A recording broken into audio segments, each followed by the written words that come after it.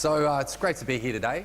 I want to start though by telling you something that I haven't told many people.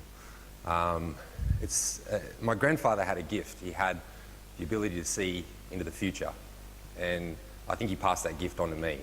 It's actually how I was able to see the group buying opportunity before anyone else did.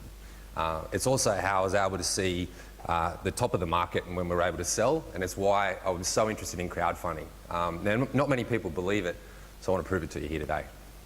But I need a volunteer. He's gonna step up early in the morning. Come on, one person. There we go. First hand up. I like it. Come on up. So what I want you to do is clear your mind, and I want you to think of a number between 1 and 10. You think you've won? There you go. She's thinking of 1. Awesome. There we go. All right. Well done. No, just kidding. No, stay here. Bad jokes. So I want you to think of a famous person, any famous person in your head. You thinking of it? Yep. Is it male or female? Male. All right. Now, who are you thinking of? Gandhi. Now, wouldn't it be amazing if I had a picture of Gandhi in here? That'd be pretty cool. This is going to be a tough one, actually. Here's a picture of Gandhi when he was born as a baby. But, yeah, that's my bad joke, that's all. No. Now, the truth is, thank you very much. So the truth is I can't actually see into the future. But what I have been able to do is understand a lot about crowds and a lot about what influences people and what drives people. So what I want to do today is share with you some insights around growth and around that issue. And it's just the right version. Yep. And because Paul Graham told us that startups are only a startup if they're growing at 10% a week. And so my skills have been in kind of understanding growth and understanding what drives that. And I want to take you through a journey today of the lessons that I've learned over the years in driving growth, in how we've kind of influenced the crowd using different little tricks that you could basically apply into your business. But I want to plant an idea of a seed of an idea of something that I think I'm observing in a lot of the crowdfunding industry. When I think about crowdfunding as an industry, I think as an industry we've been focusing too much on the funding side of the word and not the crowd. And I think if we can focus more on what drives the crowd and what influences the crowd, we'll grow the industry together and we'll be more successful as individuals. So to talk you through my first beginnings of understanding crowds, it began behind the bar. And I think that if you can work out how to influence drunk people, it's actually good learning and good understanding of how you can influence people in a lot of different aspects of their life. I left that bar and went and started my first online business, which was an online reservation system called Booking Angel. Now, I went over and lived in Silicon Valley for a few years and kind of pitched my wares around town. And you can see from like 2003 to 2009, I was trying different things to try and work out how to get more restaurants on board and work out how to get more customers on board. And to be honest, looking back, I was failing dismally. And it was only in a conversation in 2009 where I'd been at this for 5 years, I was still sleeping on a friend's couch, that I was speaking to an investor called Kevin Hartz, who was the founder of Eventbrite. And I was in Silicon Valley for 2 years, and he said to me, Dean, like, you've been doing this for 5 years, like, why are you still doing this? And like, why isn't your business successful? And if there is successful bits about it, what is it? And I told him that, so the way Booking Angel worked, you booked online, it converted it to a voice message and phoned the restaurant. The restaurant got a phone call, they answered it, and then responded to the reservation using the keys on their phone. So what I said to him is that as soon as we sign up a restaurant, if they get a lot of reservations the next day, they really love us. But if it takes a while for them to start getting reservations, they don't attribute that success to us. So we knew that it was sort of an instant gratification issue for the restaurants. And then we thought what we used to do is to engineer that to happen. We would sign up a restaurant for the reservation system. We would go and run a deal on a partner website. We'd pay for it to drive and run a discount offer on a partner website. And I was telling him about this, and he was like, wow, that model seems really similar to a company I've just seen working in Chicago. and it was the first Groupon model before anyone had ever really heard about it. And so he told me about that model. I was like, shit, that's a pretty good idea. That's a much better way of doing it. But I was still so stubborn, I actually didn't drop everything I did and start it straight away. I fortunately just about went bankrupt and ran out of money, came back to Australia, and then instead of getting a job, I thought, oh, I'll try this other model before I give up on this whole entrepreneur thing forever. And so we launched Spreets, which was Australia's first group buying site, and it grew like crazy. But we had a huge headwind against us. So we were the first to launch in Australia, the group buying model phenomenon, but we had huge competitors that raised more money than us. We only raised $800,000. Everyone else in the market raised more money than us. We had Catch the Day, one of the biggest e-commerce databases in Australia, launch a competitor against us. We had Channel 9 launch a competitor against us who spent $30 million on TV advertising. So how do you survive in this environment? And the way we survived was by understanding what drove people and by understanding the influence that you can have over virality, over what would make not only people want to use you, but also would make people want to share it with other people. Effectively understanding the power of crowds and how to influence them. So we sold that to Yahoo, which was a good result. And then I had another idea for a business called Icon Park. So you'll kind of see this recurring theme where there's an observance of existing behavior in the world, and then there's a problem that's in the world. And the way that I've always thought about things is, how do you take an existing behavior and how do you solve a problem with it? Because when you can find an existing behavior, it's like putting things on steroids. You can really have a big influence over a huge number of people quickly because they're already acting that way. And then if you can use them to solve a problem, there's a continuing theme of that in all of my businesses, Spreets and now Icon Park. Let me tell you a little bit about that was. So the existing behavior I observed was every Muppet in a restaurant was taking photos of their food. And it kind of annoyed me in restaurants, but I observed it, and on Instagram everyone's looking at these damn photos all the time. And so that was an existing behavior I'd observed, and then I bought a building down in Darlinghurst that had a restaurant downstairs. And I was like, cool, how do you get a restaurant tenant? So I looked at the way you get a restaurant tenant at the moment. You basically put a listing on Real Commercial, and someone makes a phone call because they like the space.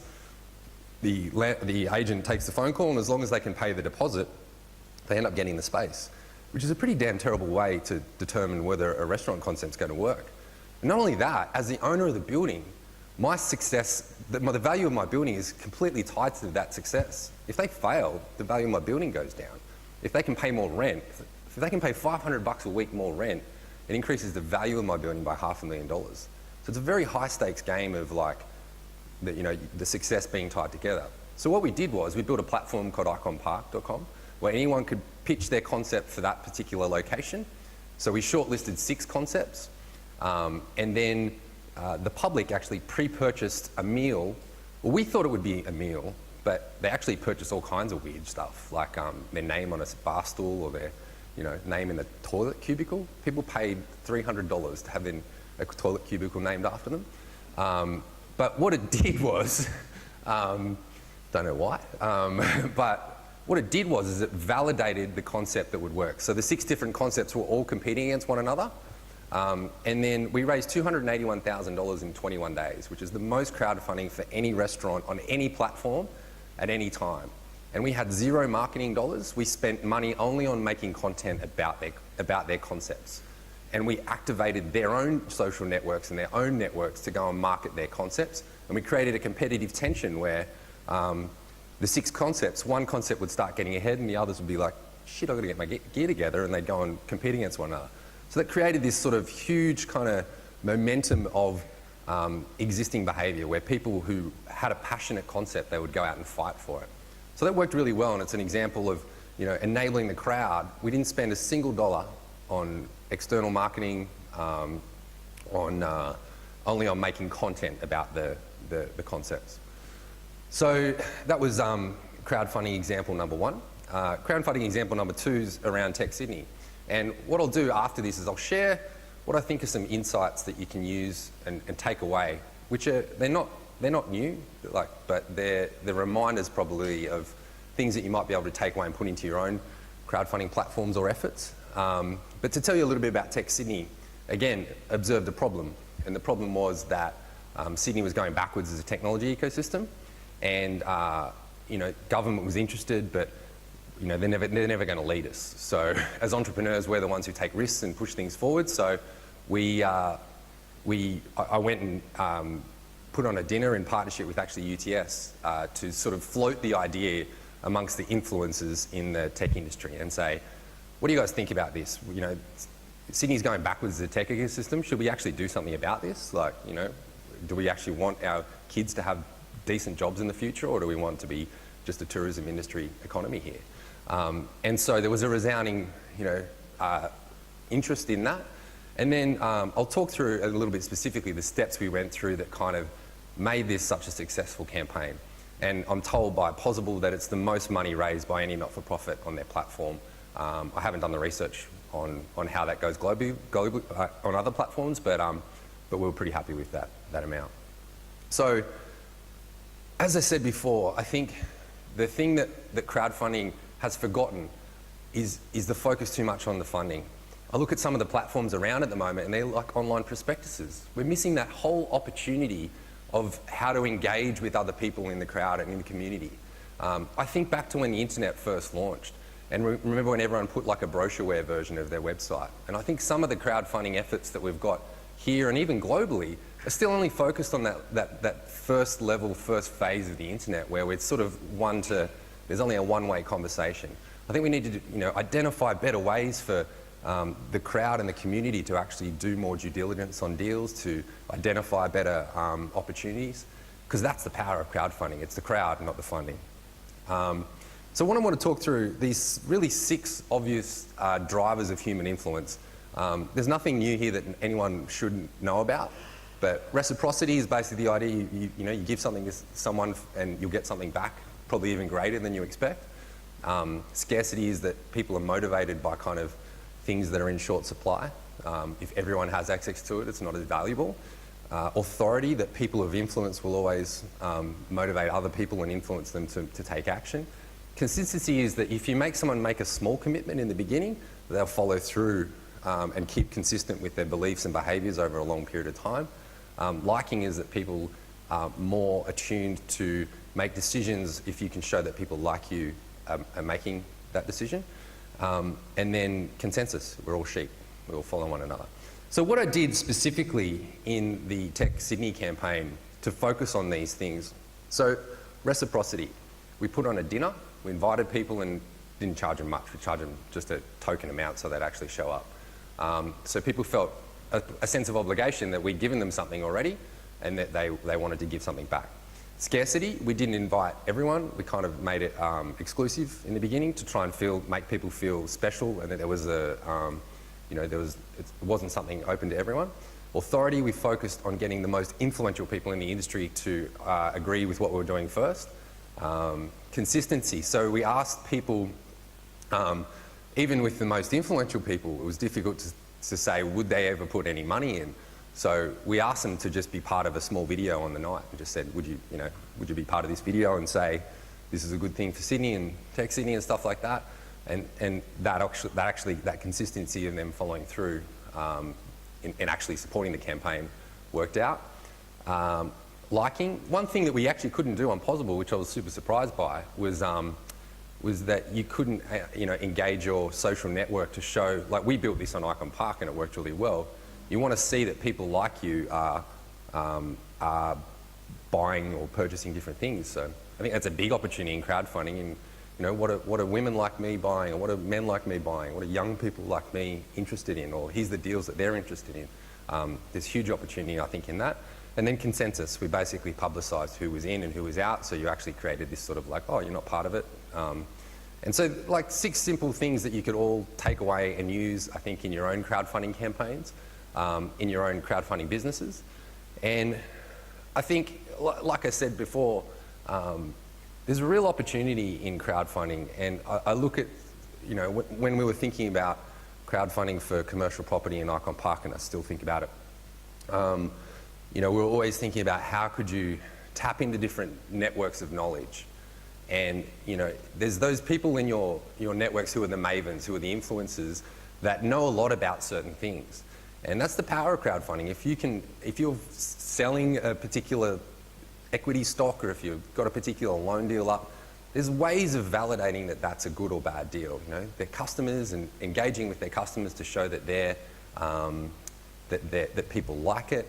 That there are experts out there who might know a lot about the rubber that's made in tyres or something, if it's a tyre equity crowdfunding deal.